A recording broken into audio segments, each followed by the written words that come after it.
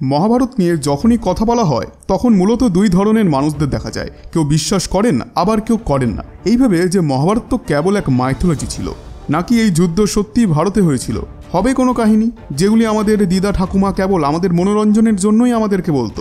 আদৌ কোনো যুদ্ধই হয়নি, না কোনো কৃষ্ণ ছিলেন নাইবা কোনো অর্জুন, এগুলি শুধুই ছিল এক মন গড়া কাহিনী।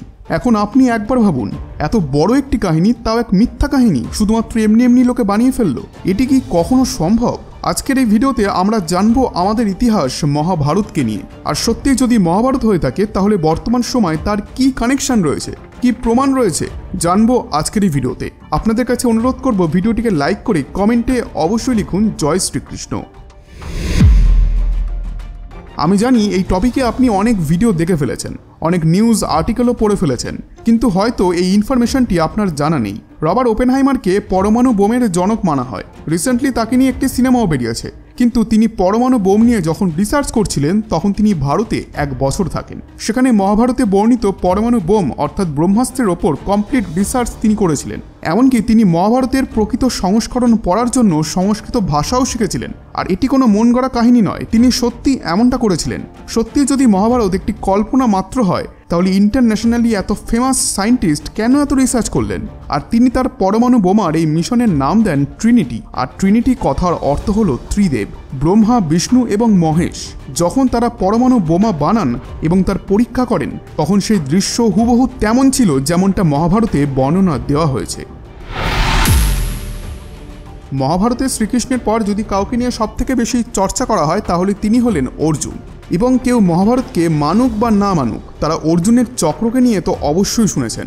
আপনি কি জানেন এই চক্র আজও ঠিক সেইভাবেই রয়েছে? হিমাচল প্রদেশের হামিরপুর জেলার সোহাল সিঙ্গিধারের নিচে রাজনৌন গ্রামে একটি ঐতিহাসিক স্থান রয়েছে, যেখানে পাণ্ডব তাদের অজ্ঞাত বাসের সময় বিশ্রাম নিয়েছিলেন।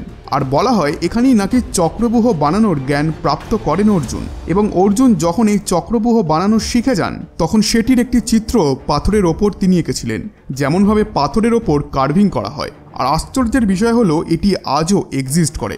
এখন যারা মহাভারতে বিশ্বাস করেন না, অর্জুন শ্রীকৃষ্ণকে মানেন না, তারাই বলুন এমন জিনিস কেনই বা কেউ বানাবেন? তিনি যে জায়গায় এই চক্রব্যূহকে এঁকেছিলেন তার কাছে ভানখান্ডেশ্বর মহাদেবের মন্দিরও রয়েছে।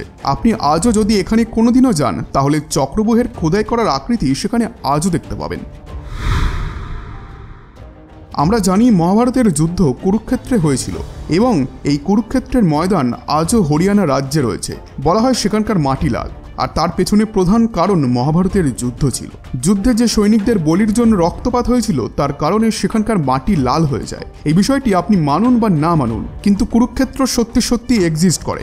আর ভারতের আর্কিওলজিস্টরা একথা স্বীকৃতি দিয়েছেন যে কুরুক্ষেত্রে যুদ্ধ লড়া হয়েছিল, কারণ সেখানে আজও পুরাতন যুগের তীর তলোয়ার মাটির তলা থেকে মিলেছে, যেটি ওই সময়ের মহাভারতের যুদ্ধে ইউজ করা হয়েছিল। আর আমি কথাগুলি এমনই বলছি না, কারণ সেগুলির যখন কার্বন ডেটিং করা হয়েছিল তখন জানা যায় এগুলি সবই 2800 খ্রিস্টপূর্বের, অর্থাৎ এগুলি ঠিক ওই সময়কালের অস্ত্রশস্ত্র যে সময়ের বর্ণনা মহাভারতে করা হয়েছে। দ্রোণাচার্য এবং তার স্ত্রী এক এমন পুত্র চাইতেন যিনি বলবান ও চিরঞ্জীবী হবেন। দ্রোণাচার্য ভগবান শিবের দীর্ঘ সময় ধরে তপস্যা করার পর তিনি অশ্বত্থামাকে পান। আর তিনি অত্যন্ত বুদ্ধিমানও ছিলেন।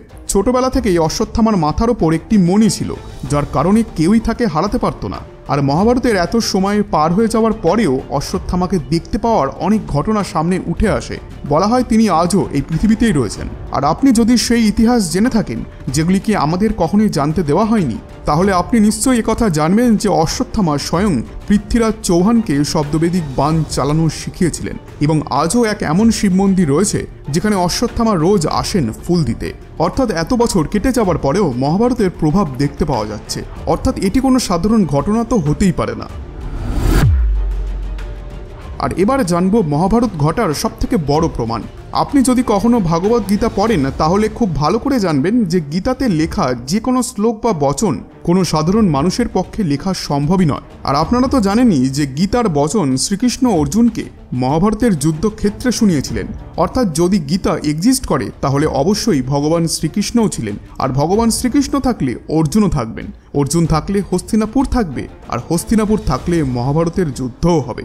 আর শ্রীকৃষ্ণের প্রসঙ্গ যখন উঠল তাহলে তিনি যেখানে থাকতেন সেই দ্বারকা নগরীকে নিয়ে বলা হয় যে এই নগরী জলমগ্ন হয়ে গিয়েছিল। কিন্তু গুজরাটে আর্কিওলজিস্টদের রিসার্চ এখনও চলছে, যাদের মতে তারা সমুদ্রের নিচে এক প্রাচীন শহর খুঁজে পেয়েছেন, যেটি হয়তো দ্বারকা নগরী হলেও হতে পারে। এখন এই নিয়ে রিসার্চ অনেক সময় ধরেই চালু রয়েছে, আর এটি কনফার্ম হয়ে গেলেই আরও একবার প্রমাণ হয়ে যাবে যে মহাভারত কোনো কাল্পনিক ঘটনা নয়, বরং ভারতের এক সত্য ইতিহাস। বন্ধুরা, আশা করছি আজকের এই ভিডিওটি আপনাদের ভালো লেগেছে।